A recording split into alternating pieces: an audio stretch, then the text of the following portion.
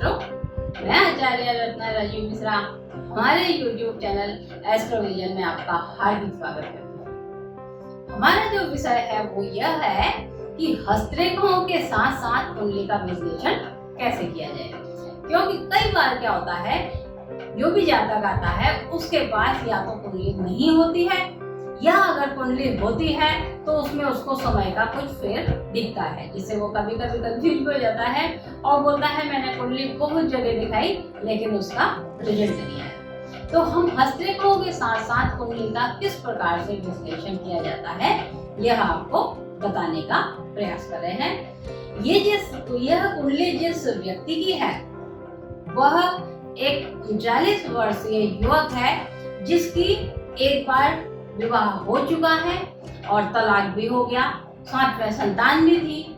अब उसका ये कहना है कि मेरा शादी नहीं हो पाई, खूब प्रयास कर लिया। तो हमने जब उसकी कुंडली और हाथ का विश्लेषण किया तो उसमें पाया कि सेम चीजें जो हाथ में कह रही थी वही कुंडली कह रही है। जो जातक है वह धनाढ्य है, पैसों की कोई कमी नहीं है, दिखने में भी अच्छा था, तो फिर विवाह क्यों नहीं हो रहा है, इसके हम मूल में गए। और जब हम मूल में गए तो हमने पाया कि इस व्यक्ति का विवाह इस कारण से नहीं हो पा रहा। जब हमने उनसे पूछा कि आपके घर में जो है आपकी स्थिति क्या है, मतलब आपके सिबलिंग या फिर आपके भाई बहन कितने हैं, तो उसने कहा मैं अपने पिता की इकलौती संतान हूँ। साथ में पिता की ही नहीं, मेरे जो ताऊ जी हैं उनके और चाचा जी हैं उनके भी बच्चे नहीं हैं। इसका मतलब है सारी संपत्ति का अकेला वारिस मैं ही हूँ, सबने दे भी दी। अब इसके जब हम मूल में गए तो हमें उसका वास्तविक कारण पता लग गया। जातक की जब हमारे पास आया वो शनि की महादशा चल रही है। अब आप यहाँ कुंडली में देखें, इनकी 2015 में शनि की महादशा लगी, 2034 तक चलेगी। शनि जो है इनकी कुंडली में सेकंड हाउस का मालिक है, सेकंड हाउस में बैठा हुआ है।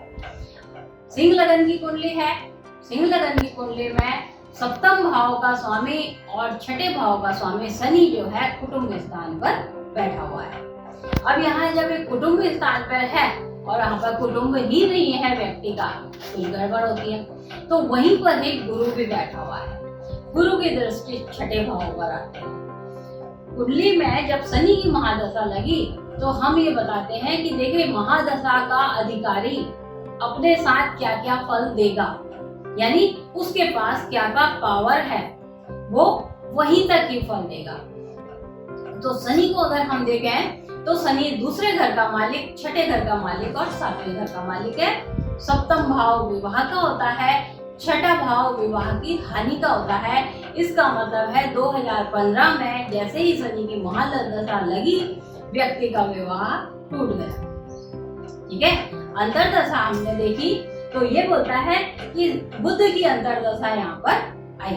अब दर्शकों एक बात विशेष ध्यान रखना कि जो महादशा का स्वामी होता है पहले फल वो देता है कि किस घर में वो बैठा हुआ है, किस राशि में वो बैठा हुआ है और उसकी दृष्टि कहाँ है। तो हमने यहाँ शनि को देखा तो शनि की तीसरी दृष्टि चौथे घर पर पड़ी, सप्तम दृष्टि 8वें घर पर पड़ी और दसम दृष्टि जो आई उसकी एकादश भाव यानी लाभ प्राप्ति पाई। इसका मतलब है 4, 8 और 11। चौथा घर जो होता है भूमि, भवन, वाहन और माता का होता है।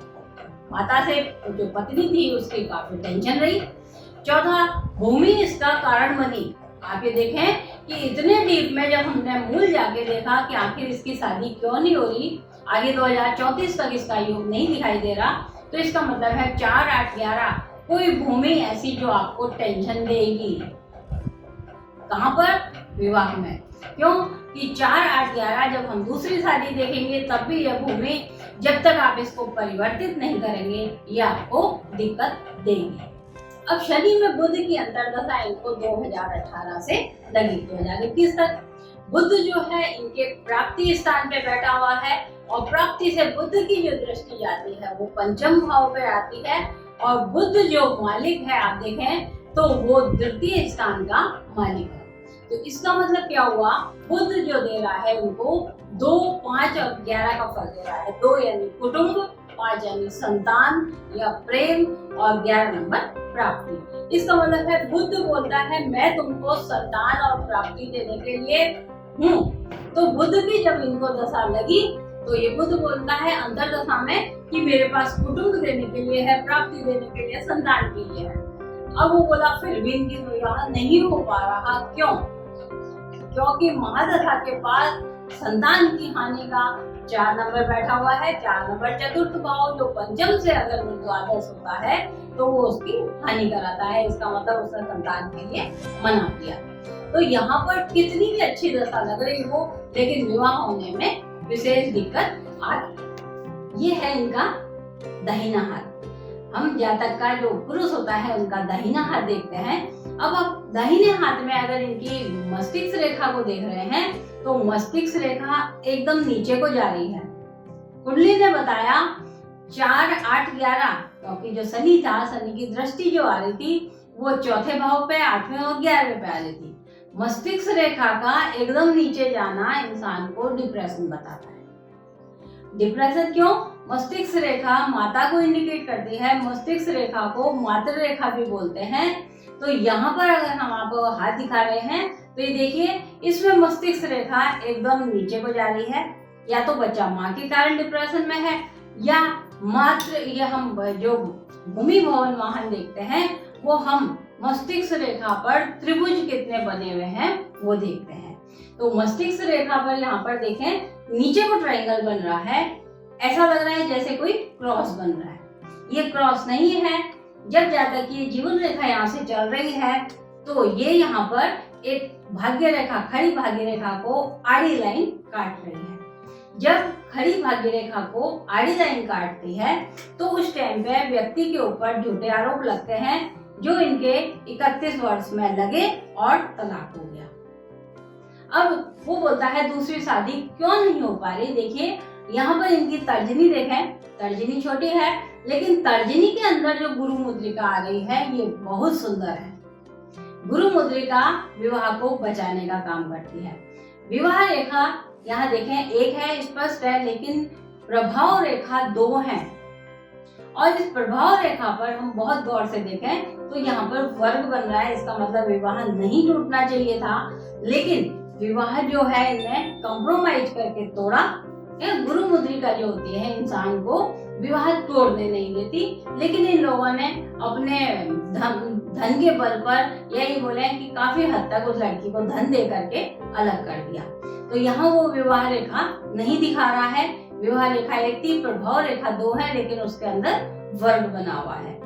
जब भी किसी रेखा के बीच में वर्ग बनता है तो वो इंडिकेट करता है कि आपको कोई धन की हानि हो तब आपको परिवार मिले, आपको कोई धन की हानि हो।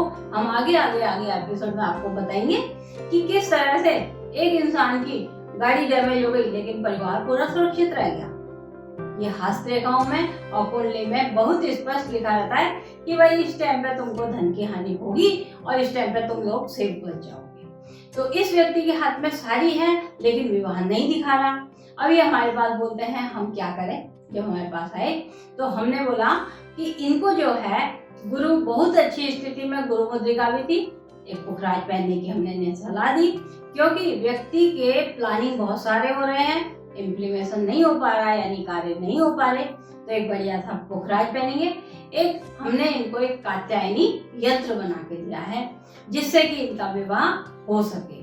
दूसरी चीज हमने इनको बोली कि पिता का स्थान कम से कम आप अपने पिता का स्थान तो परिवर्तन कर दें। जब तक आप पिता का स्थान परिवर्तन नहीं करेंगे तब तक विवाह होने में बाधा रहेगी। अब देखना ये कि करते हैं कि नहीं करते, क्योंकि हस्तरेखा में या कुंडली में ऐसा योग नहीं है कि ये परिवर्तन करें। तो इसका मतलब है जब तक वो काम नहीं करेगा और उसके काम में बाधा आएगी। लेकिन अगर यहाँ से मस्तिष्क रेखा से जब इनकी ये 46 उम्र हो जाएगी तो उस टाइम पे यहाँ से सीधी लाइन निकलेगी तो हो सकता है इनके दिमाग में परिवर्तन के विचार आ जाए। दर्शकों, एक बात हमेशा ध्यान रखना, हाथ में जो है हाथ में अंदर की रेखाएं चेंज होती रहती हैं। वो ये बोलता है जब आप कर्म करोगे तो आपके फल कहाँ से मिलेंगे, उन हस्तरेखाओं में परिवर्तन होता रहता है।